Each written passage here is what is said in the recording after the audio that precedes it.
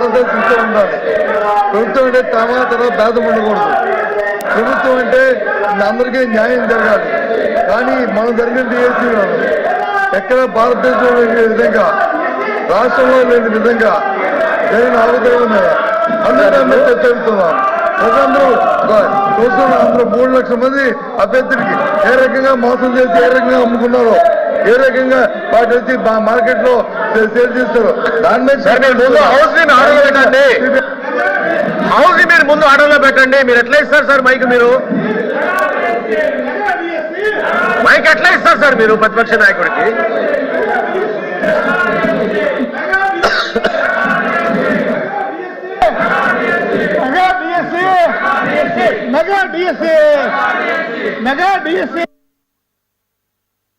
Sir ఏం sir అది?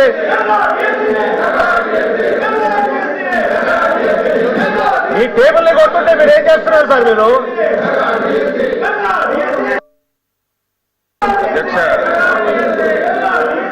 Chairman గారు డిఎస్సీ మీద మాట్లాడే నైతిక హక్కు గొడ్డల పార్టీకి లేదు అధ్యక్ష.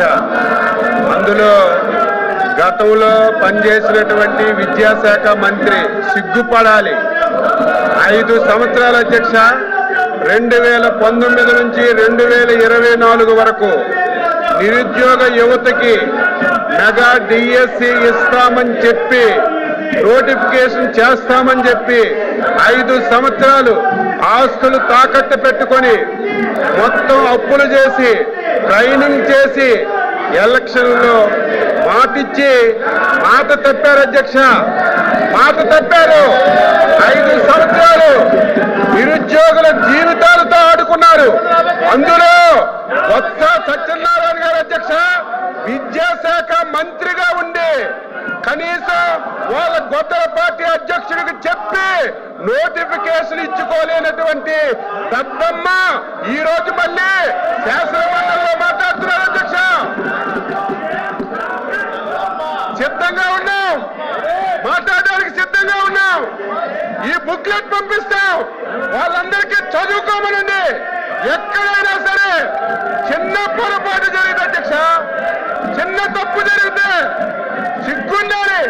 డిఎస్సీ పెట్టలేదు. డిఎస్సీ పెడితే 300 కేసులు అధ్యక్ష, 300 కేసులు కోర్టులో వేశారు. కోర్టు కూడా చేమోట్లు పెట్టి మీకు సిగ్గు లేదని కోర్టులు కూడా తిట్టినా సరే మళ్ళీ శాసన మండలిలోకి వచ్చి ఇది మాట్లాడడానికి నైతిక హక్కు ఎక్కడ ఉంది అధ్యక్ష? మీరు చైర్మన్ గా డిఎస్సీని పిలవండి, డిఎస్సీని పిలవండి, అందరితో మాట్లాడండి, చర్చకు పెట్టండి. ఈ 4 రోజులు దీని మీద చర్చ పెట్టండి.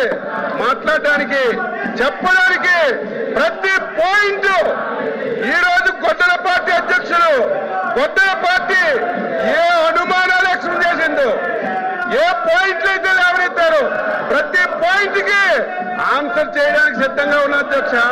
సిగ్గు లేకుండా 5 సంవత్సరాలు మోసం చేసి యువతకు దగా చేసి ఈ ప్రభుత్వం ఇచ్చిన మాట ప్రకారం డిఎస్సీని నిర్వహించి సకాలంలో ఉద్యోగాలు ఇచ్చాం అధ్యక్ష. సంవత్సరం అయిన తర్వాత కావాలని చెప్పి సంవత్సరం మొద్దు నిద్రలో ఉండి కావాలని చెప్పి ఈరోజు విమర్శలు చేస్తుంటే బాధ కలుగుతుంది అధ్యక్ష. ఈరోజు ఎవరైతే 5 సంవత్సరాలు కష్టపడి చదివి ఉద్యోగాలు సంపాదించారు వాళ్ళు అవమానపడితే చెప్తున్నారు అధ్యక్ష.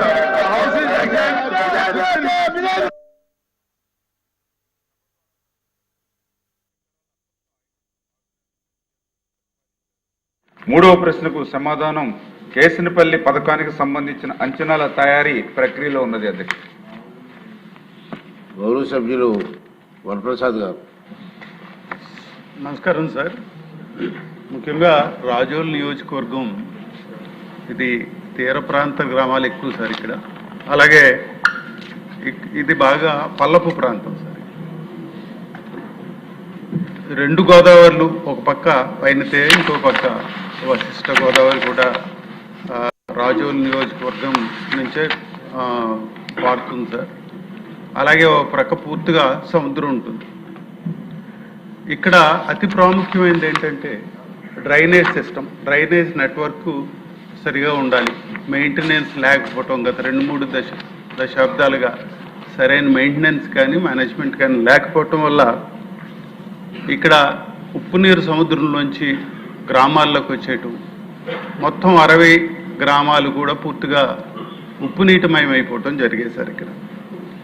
ఇక్కడ వాటరు తర్వాత మట్టి అనాలిసిస్ చేసినట్టయితే అసలు ఇక్కడ చెట్లు కూడా మొలవు, నీరు ఇక్కడ వాడుకోవటానికి కూడా వీలు కాని పరిస్థితికి ఏర్పడింది సార్. అయితే మన ప్రభుత్వం వచ్చిన తర్వాత, కూటమి ప్రభుత్వం వచ్చిన తర్వాత, అలాగే ఈ శంకరగుప్తం ఏరియాని మంత్రివర్యులు పర్యటించిన తర్వాత, పవన్ కళ్యాణ్ గారు కూడా పర్యటించిన తర్వాత సుమారు 21 కోట్లు శాంక్షన్ కావటం, ఈ ఏరియాలో డ్రైనేజ్ సిస్టమ్ని ఉడికి తీయటం, గట్లేయటం కూడా జరుగుతూ ఉంది సార్. ఇక్కడ ముఖ్యమైన విషయం ఏంటి సార్, డ్రైనేజ్తో పాటు